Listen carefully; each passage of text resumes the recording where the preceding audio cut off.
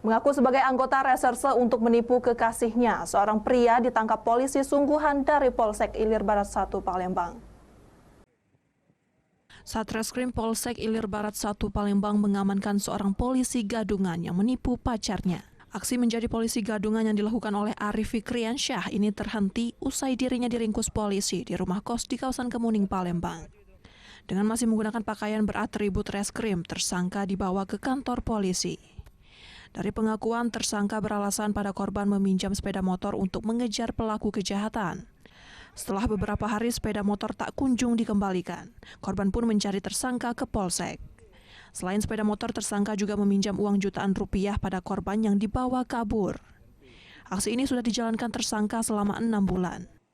Karena mengaku sebagai anggota reskrim Polsek Ilir Barat 1. Kejadian ini diketahui setelah motor dari pacar MA tidak dikembalikan dan dengan alasan dipinjam oleh Kanit Reskrim Ilir Barat 1. Dari pacar ini kemudian mengecek ke Polsek Ilir Barat 1, tidak ditemukan nama anggota reskrim atas nama MA. Tersangka kini ditahan di Polsek Ilir Barat 1 Palembang dan terancam hukuman di atas 5 tahun penjara. Dari Palembang, Guntur Riansyah, iNews melaporkan.